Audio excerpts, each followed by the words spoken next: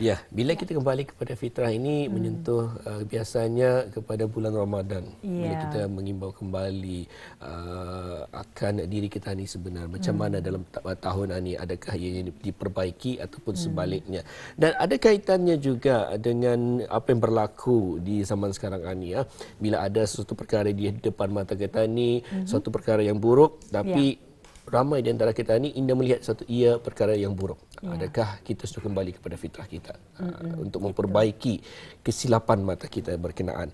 Alhamdulillah segmen Bisaitah itu membawakan kepada Huda. Tajuk kita pada hari ini. Ya, tajuk kita pada pagi ini berkenaan dengan naratif media ya dalam segmen Bisaitah itu. Dan seperti biasa, tetamu kita memang tidak asing lagi bersama dengan Yang Mulia Tuan Rusli bin Bujang, merupakan kaunselor profesional. Assalamualaikum, selamat pagi Tuan. Waalaikumsalam warahmatullahi wabarakatuh. Alhamdulillah. Sehat pada pagi ini? Alhamdulillah sehat-sehat. Alhamdulillah. Ya. Untuk ruangan kita pada hari ini Tuan, alhamdulillah kita ni bersuara lagi ya.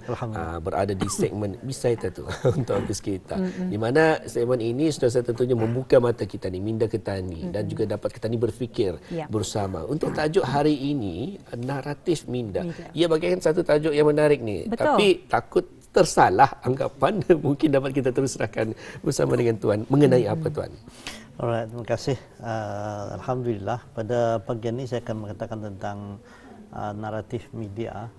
Sebenarnya ada kaitan dengan tajuk perbincangan sebelumnya beberapa minggu sebelum ini saya panggil dekolonialisasi ilmu pengetahuan ataupun kaunseling atau psikologi apa sajalah dekolonialisasi. Jadi sebenarnya ada kaitan.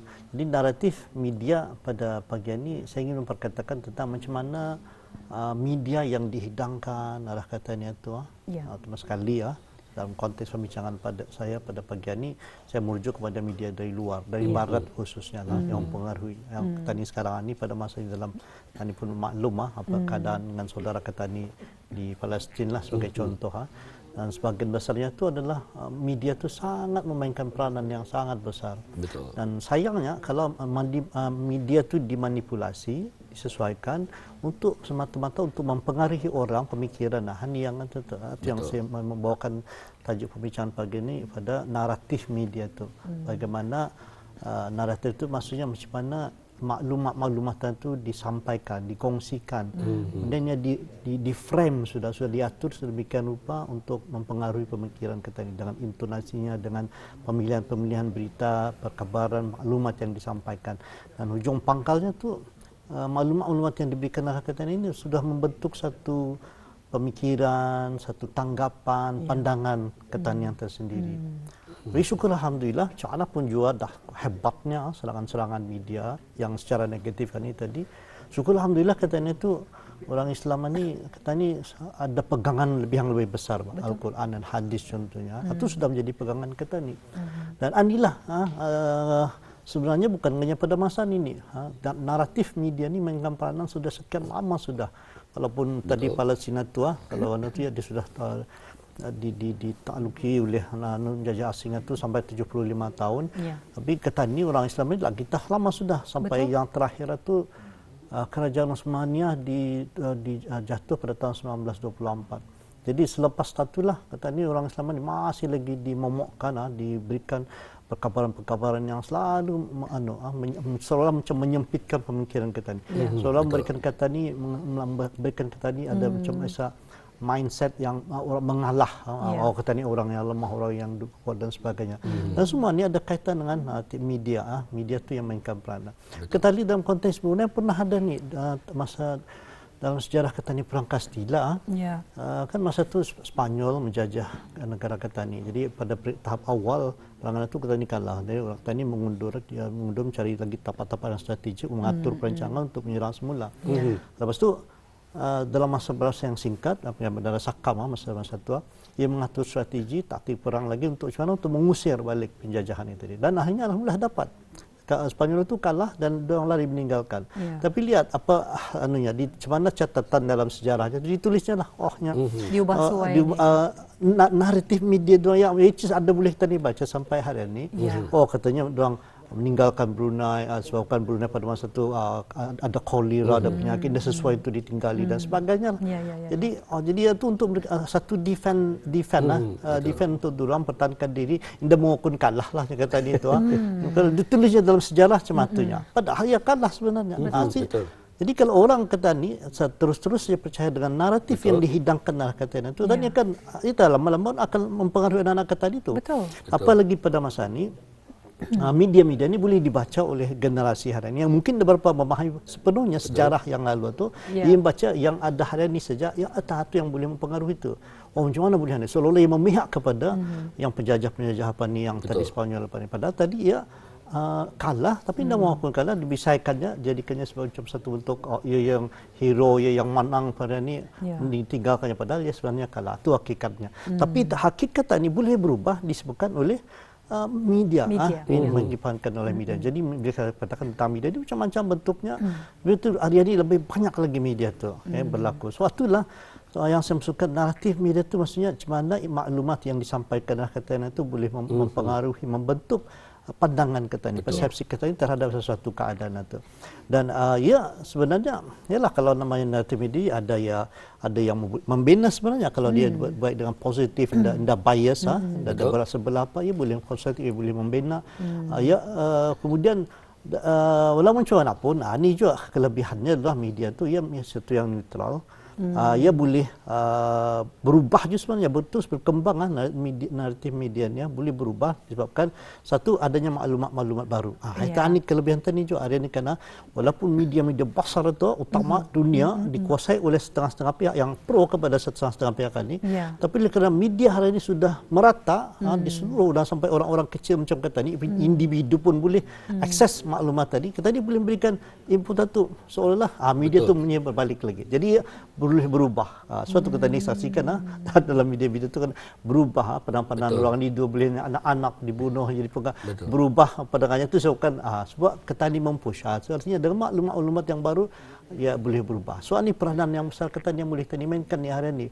Kalau dulu tu dikuasai oleh satu kuasa besar saja, tapi hari ini petani pun di bawah ni individu boleh mainkan peranan untuk mempengaruhi media tu. Jadi secara ringkasnya sebab mukadimah ni, naratif media yang saya maksudkan ini kalau ia diperlakukan, dipergunakan untuk secara negatif, ia boleh mempengaruhi pandangan kita ni, membentuk pandangan orang ramai, dan seterusnya tu yang jahatnya tu ia mempengaruhi keputusan yang diambil, apalagi keputusan orang adalah yang penting yang untuk menentukan hidup mati misalnya.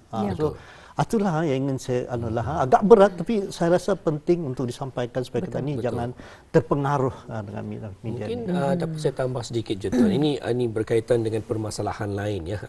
Tidak perlu kita sebut tentang masalah apa, tapi yang mengenai dengan kepentingan diri mereka sendiri, kumpulan mereka ini, di mana mereka hinggakan memberikan fakta, satu fakta yang memang seluruh dunia mengetahui, tapi diubah oleh kumpulan ini sehingga kan orang ada yang percaya dengan kata-kata mereka.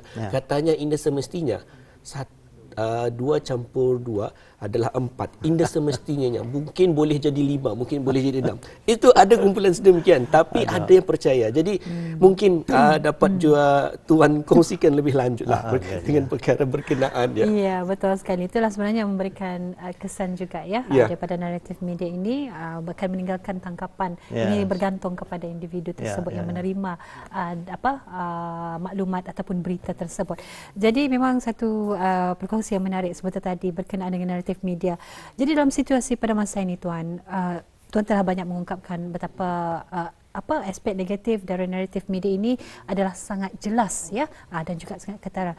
Mungkin tuan boleh memberikan sedikit sebanyak contoh ataupun kajian kes yang menunjukkan potensi bahaya yang diakibatkan oleh naratif media ini, tuan. Okey, terima kasih.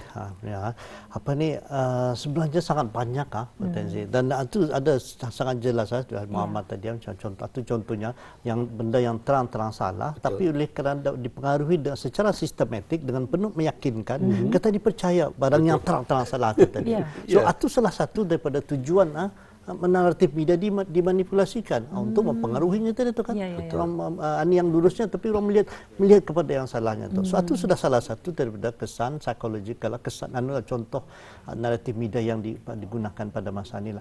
Sehingga contoh lah yang contoh yang besar dulu itu ni zaman kejatuhan kerajaan Islam yang terakhir itu kerajaan Utsmaniyah pada tahun 1924. Jadi pada sebelum itu kata ini orang Islam ini begitu kata ini ada masuk di zaman keemasan itu sebelum itu berapa ratus tahun kata ini yang menjadi kuasa dunia pada masa itu. Tapi setelah kejatuhan itu kata dia begitu kata dia orang Islam ini misalnya orang yang kalah, orang yang lemah, sistem kata ini tidak ada moral orang Islam ini rendah menurun. And then namanya itu berbanding dengan tamadun orang Barat ini dulu orang ini lebih terancang, lebih berdisiplin, lebih sistematik dan ini adalah contoh naratif media dan ketani sebatah-batah ni selama ini ketani seolah percaya tu.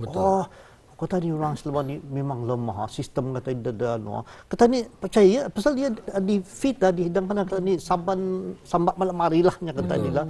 Dan lama-lama 10 tahun 20 30 tahun kata ni macam seolah diperdia normalization itu perkara yang normal kata ni andang orang lama kata ni menunggu mujaddid yang akan lahir 100 tahun misalnya lah, which is sebenarnya itu kalau dalam kalau secara secara akademiknya lah sebenarnya mana apa betul kejatuhan itu kerajaan itu saja yang jatuh, sistem itu yang jatuh, tetapi orang-orang Islam kata ini sampai hari ini lagi kita ini menjadi orang yang rahmatan lil alamin, makhluk yang memberikan menjadi rahmat kepada umat di seluruh dunia daripada masa itu sampai hari ini. Cuba kata ini yang ditakahinya kata ini lepas itu mungkin mudah-mudah sebenarnya indah.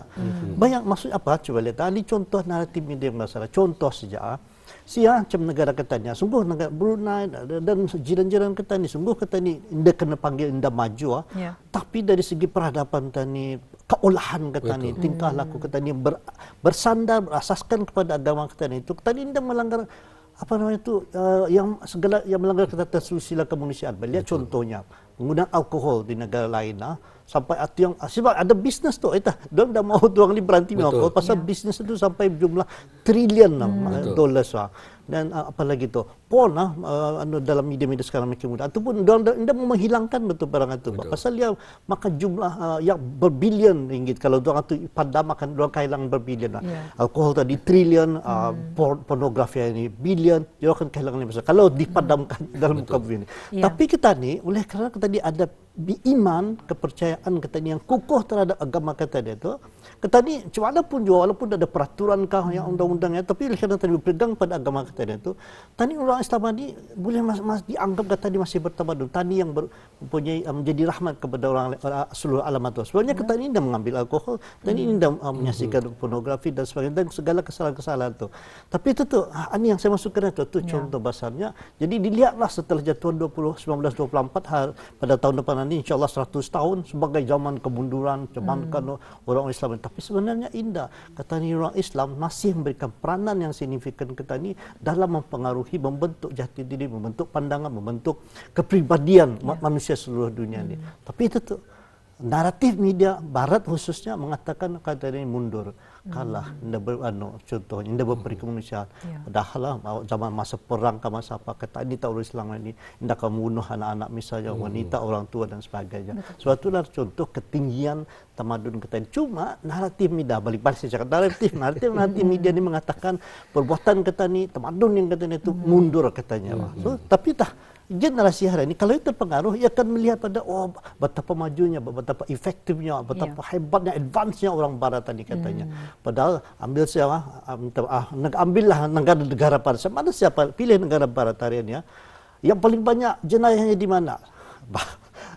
Lepas saya sebut tapi paling banyak jenayah di sebalik kemajuannya, sebalik ketinggian teknologi apanya, tapi masalah tu banyak tu ambil paling mudah bunuh diri. Kata ni jenayah di negara-negara Islam sangat sedikit dibandingkan negara-negara yang kononnya maju tadi. Begitulah ya Tuan, kalau dilihat di mana bagi sesiapa yang pandai untuk berfikir dapat melihat lebih jauh ke hadapan, pastinya semua ini akan dapat dihalangnya, dipampannya. Jelas. Takkan tetapi bagi mereka yang kurang berpengetahuan ataupun kurang untuk berfikir akan hal berkenaan, sudah tentunya akan termakan dengan hasutan-hasutan ataupun kata-kata mereka yang mengelirukan ini. Jadi mungkin bagaimana pula Tuan impak psikologi bagi naratif media seperti bias kognitif yang dikongsikan, dan bagaimana pula timbulnya rasa risau atau takut sehingga ia dapat mempengaruhi individu tersebut. Betul. So artinya kan harusnya Muhammad tadi awal-awal itu artinya sudah masanya ketanya ini jangan kena terlampau terus saja percaya apapun bahan-bahan yang hidangkan katanya tadi terambil bulat-bulat, jangan. Okey, artinya perlu ketani pikirkan, tanyakan orang yang arif dalam bidang, termasuk dalam bidang agama. Pahaman-pahaman agama yang melampau pada masa ni, yang macam indah boleh kata bertahlilnya, indah boleh apa lagi ni bertahlil lah. Ada sekarang kalau doa kuno masa sembahyang subuh katanya ada di padahal kata dia sudah mengamalkan perkara itu berapa beratus-ratus tahun kali, tapi hari ada orang terpengaruh dengan faham-faham ini. Sebenarnya kan tu faham-faham syaitan itu salah satu yang diinjek dia oleh orang tadi, oleh bahkan ada intelligence barat sampai membuat macam itu, sebenarnya mensabotaj pemikiran Islam ini supaya orang Islam sendiri menolak fahaman-fahamannya ini, sampai keluarkannya ia punya sabotage field manual untuk melawan barangan ini. Itu ada pahaman-pahaman itu tadi. Pasal dia tahu orang Islam kalau dia sudah percayakan Tuhan itu tidak lagi takut mati misalnya. Itu yang dibimbangkan oleh pihak baratan ini. Diberikan, dipengaruhi, diracunnya pemikiran kita ni untuk mencintai dunia pun. Itu yang tapi itu dia tahu, berikan pengaruh-pengaruh ininya. Biar doang ni bertelingkah dalam hal-hal yang remeh, hal-hal yang kecil tadi. Itu contoh tadi. Indah baca Quran dan semua ni. Padahal itu sebenarnya adalah antara bahan-bahan injek daripada sabotage filmenol tadi baratan ini untuk memperandakan katanya itu. So artinya kan katanya ini pertama tu jangan mudah terpengaruh, pegang teguh kepada ajaran agama kita. Yang sudah di Brunei alhamdulillah kata ini daripada sekolah kadang sangat terkawal berbanding negara lain itu. Kemudian katanya antara negara yang awal memperkenalkan undang-undang, dan sebaliknya lah, walaupun ada pihak-pihak lain mengecam kata ini, ada beberapa Islamik, sebenarnya katanya antara negara yang paling Islamik pasal memperkenalkan macam-macam barang. Tapi itu tu ringkasannya tadi hanya Muhammad itu artinya masalah ketanilah generasi anak-anak ketani generasi baru ni perlu kita diberikan berikan pandangan tadi macam mana, artinya educate ourselves, berikan update diri kita, dibaca bahan-bahan yang boleh dipercayai untuk menangkis serangan-serangan media bicara ni supaya jangan mudah kata ni terpengaruh dengan apa yang dihidangkan oleh media tu. Betul. Ada kelupaan saya macam confirmation bias yang tadi tu, ada bias ni maksudnya kan sudah barat itu tujuan media-media negatif ini tadi untuk mempengaruhi pikiran kita ni. Jadi kita ni kadang-kadang seolah-olah kalau nakan sabnya ku benarkan satu tu. Suatu kita ni ada mengkonfirmkan bahawa barang tu salah banyak katanya itu. Dia ada pandangannya semata itu. Itu antara pengaruh-pengaruh psychological. Dan semasa apabila sudah kadang-kadang macam ni media ni sudah di luar daripada kawalan kata ni, akhir lambat launnya akan menimbulkan rasa takut, rasa gelisah kepada generasi yang akan keadaan yang kelang kabut, keadaan yang indah ketentuan ini. Ia akan berikan keadaan macam itu. Tapi tentu kalau tadi benar-benar berpegang kepada agama kita ni, tidak perlu dikhawatirkan. Kita ni orang Islam dari dulu sampai ni di sebalik kejatuhan yang digambarkan secara negatif oleh bara kejatuhan tadi itu, kita ni sebenarnya orang Islam masih mainkan peranan yang besar dalam mengekalkan kesejahteraan umat manusia seluruh dunia ni. Sebab kita ni yang balancing factors itu suatu tanya umat sebagai umat pilihan ni sebenarnya orang Islam ni katanya ni kalau kata ni mengawal LGBT satu terang-terang salah, tapi barat dengan naratif medianya LGBT apa ni gay lesbian homoseksual ni itu dua normalkan kata ni ini yang normalnya ni hak-hak individu. Tapi kita tahu agama kata ni individu tu di bawah pulang tu kepentingan orang ramai ini dulu kita didahulukan. Lepas tu kita ni awal tadi akan berpegang pada apa yang termaktub dalam Quran dan hadis. Itu dulu. Itu yang lagi dapat diubah. Lepas tu kita ni hukum adat yang berlaku dalam negara kita ni. Jadi bila kita ni pegang pada ni insya-Allah rasa takut, rasa gelisah itu tindakan ada pasal kita ni pegang satu yang sangat kukuh iaitu Quran dan hadis. Betul. Ya alhamdulillah tu ya. Satu penerangan yang cukup padat sekali berkenaan dengan tajuk kita pada pagi ini iaitu naratif media. Betul. Jadi memang sedikit sebanyak ya memang ianya menjejaskan juga jika sekiranya kita dihidangi dengan perkara-perkara ataupun berita-berita yang tidak betul ya.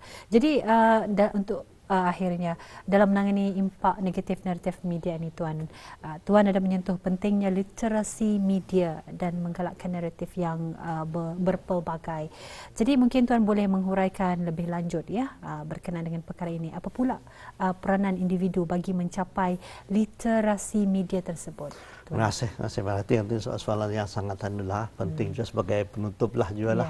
Tadi di syarat pendidikan tadi sudah mengambil literasi, numerical literacy dan sebagainya. Dan dengan keadaan perkembangan dunia hari ini, artinya media literasi ini salah satu yang perlu kita dikembangkan juga di peringkat sekolah. Jadi supaya jangan anak kita itu mudah terpengaruh dengan bahan-bahan yang sengaja untuk memanipulasi kita ini, sengaja untuk memperandakan bangsa kita dengan benda salam. Jadi itu kita ni perlu meningkatkan literasi media kita ni. Artinya kita ni perlu lebih kritikal, kita perlu menyimak fakta-fakta yang dihidangkan arah kita ni.